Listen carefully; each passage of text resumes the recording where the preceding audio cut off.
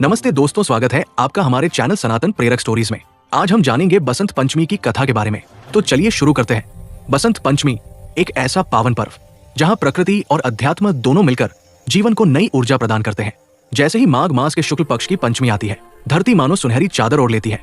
खेतों में लहलहाती सरसों, पेड़ों पर खिलती कोंपलें और हवाओं में बसंत की मधुर सुगंध सब मिलकर जग को नए आरंभ का संदेश देती है।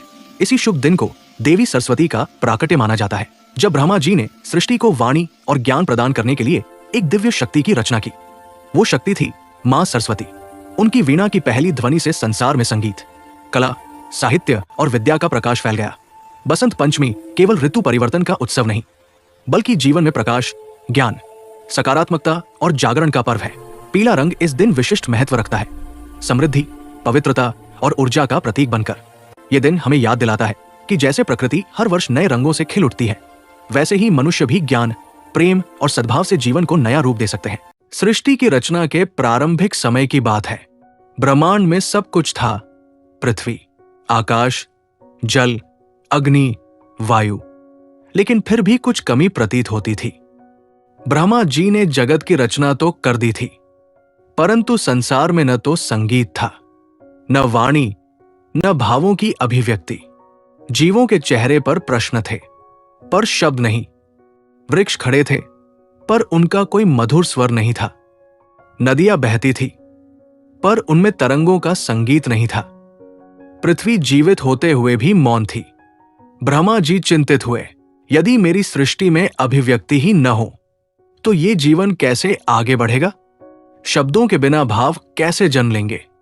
और भावों के बिना सृष्टि का उद्देश्य कैसे पूर्ण होगा? इसी विचार के साथ उन्होंने अपने कमंडल से जल छिड़का और एक दिव्य शक्ति का आवाहन किया। उस क्षण वातावरण में एक अद्भुत प्रकाश फैला। ब्रह्मा जी के समक्ष एक सम्मोहक प्रकाश रूपी नारी का प्राकट्य हुआ। वो थी सरस्वती, ज्ञान, वाणी, संगीत और कला की अधिष्ठात्री देवी। उनका स्वरूप अनुपम था। श्वेत वस्त्र, श्वेत कमल पर आसन और मुखमंडल पर शांत तेज। उनके 4 हाथ थे, एक में वीणा, एक में पुस्तक, एक में अक्षरमाला और एक हाथ वरद मुद्रा में। ये प्रतीक थे वीणा, संगीत और कला, पुस्तक, विद्या और ज्ञान, माला, साधना और ध्यान, वरद मुद्रा, करुणा और कृपा। जब मां सरस्वती ने वीणा के तार छेड़े तो पहली बार ब्रह्मांड में माधुर्य गूंज उठा। उनकी वीणा से निकली ध्वनि मात्र संगीत नहीं थी, वो सृष्टि की पहली धड़कन थी। वाणी के अभाव में जो मौन था, वो मधुरता में बदल गया। मनुष्यों को पहली बार बोलने की शक्ति मिली, पशु पक्षियों को अपनी आवाज मिली, हवा में संगीत बहने लगा। देवी की मृदुल ध्वनि से प्रकृति खिल उठी, पेड़ों में पत्ते लहराने लगे, नदियां नए सुरों में बहने लगी, पक्षियों ने अपनी भाषा पहचान ली। धरती मानो कह उठी, अब मैं पूर्ण हूं। ब्रह्मा जी ने हर्षपूर्वक देवी सरस्वती को अपने मुख से उत्पन्न बताया और उन्हें वाक की देवी, वाणी की माता कहा। उस दिन से देवी सरस्वती को शिक्षा, कला, संगीत और सभी ज्ञान विद्या का आधार माना गया। क्यों कहा जाता है श्वेतवसना? मां सरस्वती का रंग श्वेत है।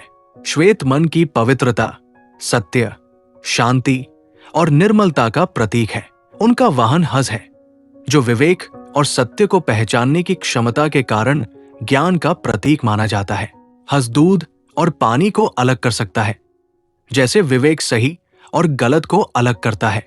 शास्त्रों में कहा गया है कि मां सरस्वती उस स्थान पर वास करती है जहां सत्य हो, पवित्रता हो, विद्या का सम्मान हो, सीखने की इच्छा हो। सरस्वती का एक अन्य पौराणिक वर्णन ब्रह्मा जी की वाणी।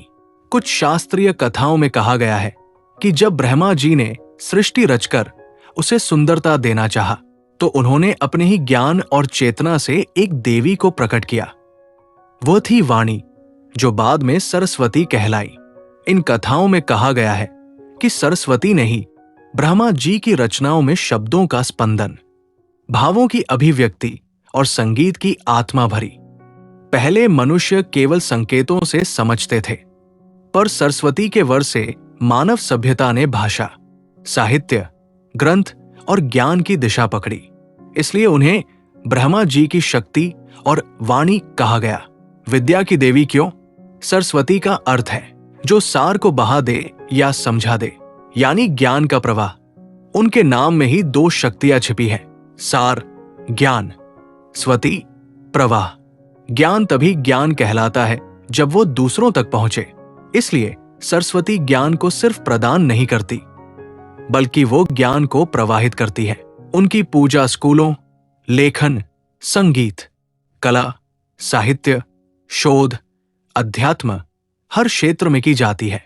कहते हैं जहां भी संगीत की ध्वनि हो, शुद्ध ज्ञान हो, मन की शांति हो, वहां सरस्वती का वास है। बसंत पंचमी और देवी सरस्वती का संबंध। पौराणिक मान्यता है कि सरस्वती का प्राकट्य बसंत पंचमी के दिन हुआ था। इस दिन प्रकृति बसंत के आगमन से लहलहाती है, सरसों पीली होती है, आम में बौर आता है, हवा सुगंधित हो जाती है। ये दिन उतना ही मधुर है जितनी मधुर सरस्वती की वीणा। इसीलिए लोग बसंत पंचमी पर पीले वस्त्र पहनते हैं, सरस्वती पूजा करते हैं, कलम, पुस्तक, वाद्य यंत्र की आरती उतारते हैं, बच्चों को लिखना पढ़ना शुरू करवाते हैं। ये दिन विद्या की देवी का जन्मदिन माना जाता है। सरस्वती का वरदान, मानव सभ्यता का आधार। यदि सरस्वती का ज्ञान न होता तो न ग्रंथ लिखे जाते, न वेदोपनिषद बनते, न संगीत और नृत्य होता, न मनुष्य विकसित होता, न विज्ञान, न गणित, न कला, न साहित्य, न संस्कृति। मानव केवल एक साधारण जीव बनकर सरस्वती ने मनुष्य को सोचने, सृजन करने, समझने, लिखने और बोलने की शक्ति दी। वे मानव सभ्यता की जननी कही जाती है। मां सरस्वती की शिक्षा।